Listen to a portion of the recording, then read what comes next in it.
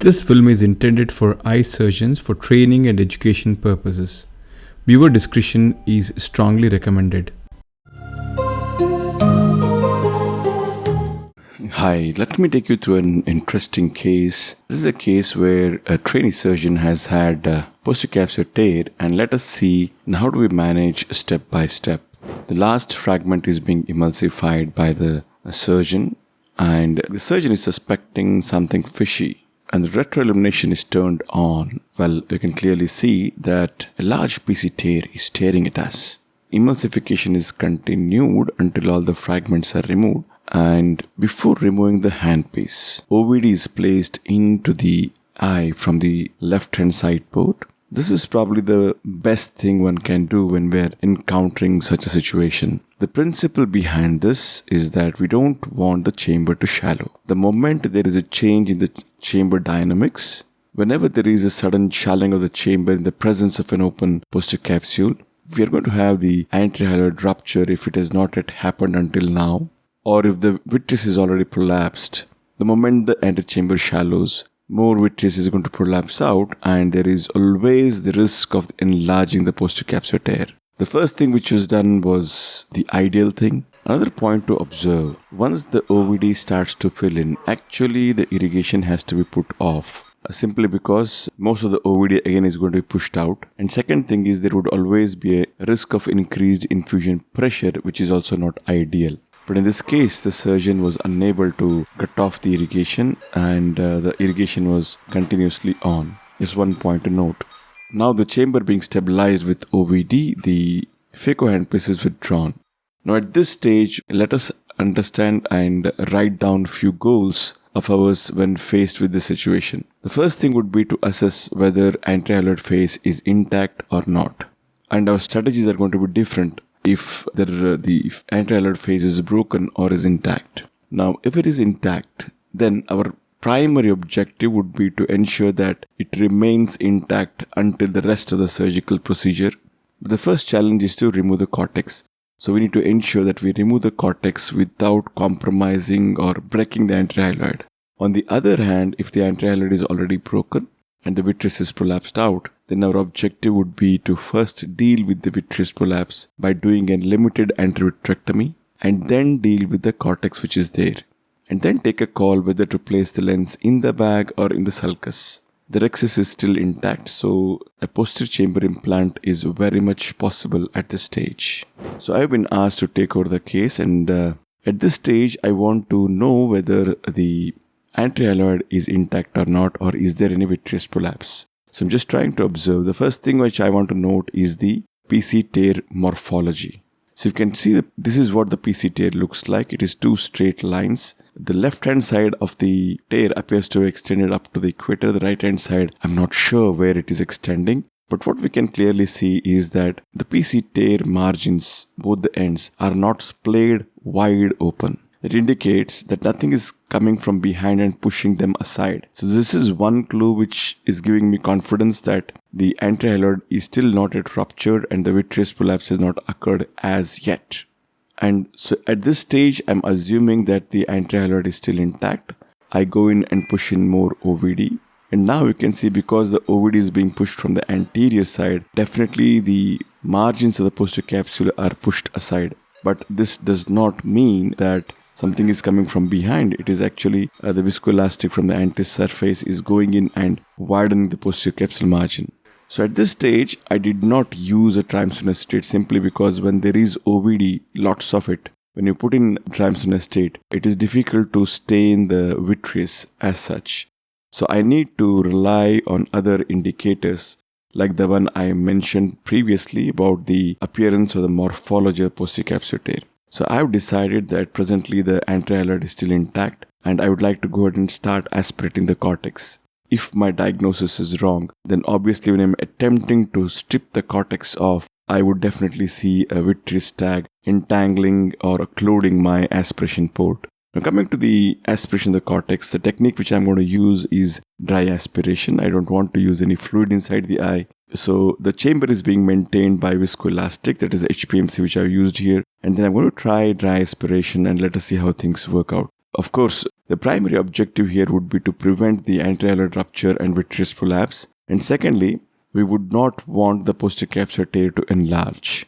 So with these two goals in mind, I begin dry aspiration. There are multiple ways of doing dry aspiration. In this case, I've chosen a Simcoe cannula to do the same. There is no irrigation coming, just the aspiration cannula goes in, and left hand has my syringe attached to it, and I'm going to aspirate it manually. So this is being done with the manual aspiration.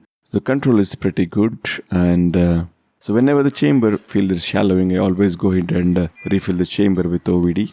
For the subincisional cortex, I'm going with the bimanual I&A. Only the aspiration goes out, the irrigation is still outside, and I'm using the phaco aspiration to aspirate this cortex.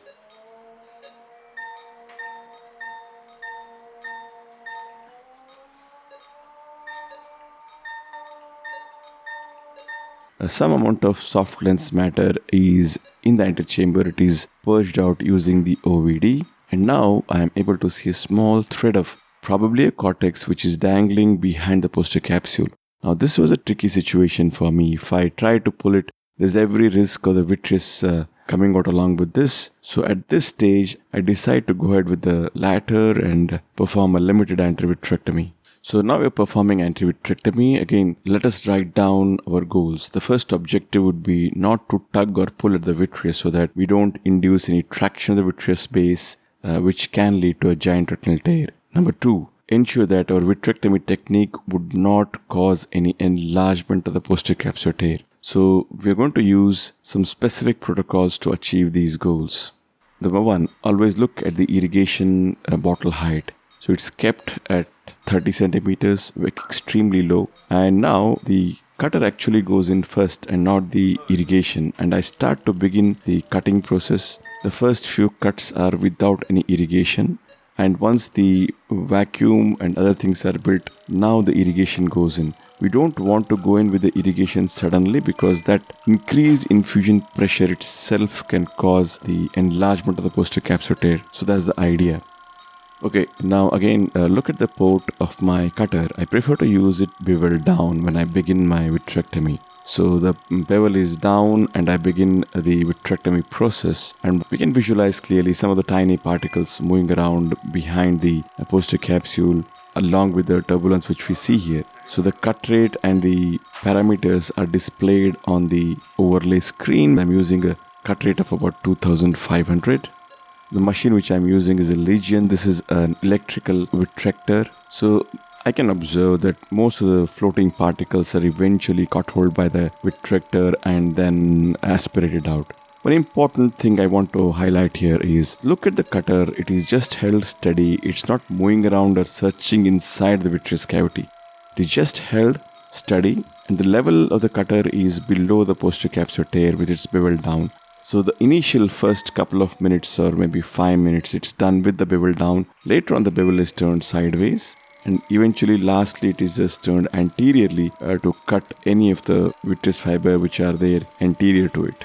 So number 1, don't make unnecessary large movements inside the eye with the cutter. It has to be held steady at one place, and then gradually you should move to other areas if at all you want to take care of it. And at this point, I feel that the vitrectomy is complete. What is the end point of vitrectomy for me? I can clearly start seeing these corneal folds appearing, suggesting the eye is becoming softer. And there's a time when I ask my assistant to increase the bottle height. So eventually the chamber which is occupied by viscoelastic as well as vitreous is now got emptied.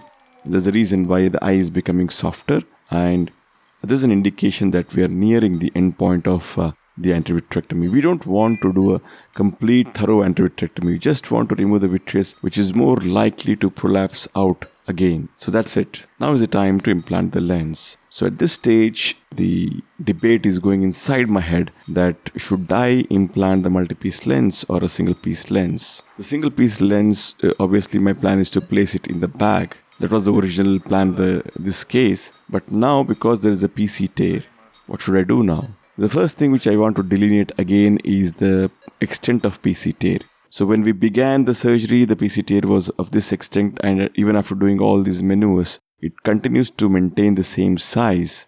And I have enough support of the posterior capsule on either side of this tear So I thought it's worthwhile considering the posterior chamber lens in the bag itself. However, there is always a possibility that during the implantation of the lens, there is every possibility that the posterior capsular tear can enlarge. So in that case, I have decided that I'm going to explant the lens and put the multi-piece lens into the bag. I thought, let me try this.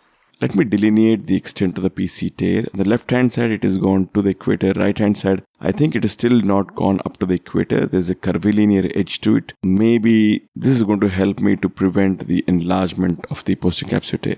So at this stage, there is no possibility for me to do a posterior capsulorhexis because there's no tear which I can hold on the left side which is not reached the equator. So the option of converting this tear into a PC tear is not there. So I finally decided to implant the lens into the bag and let's see how things turn out.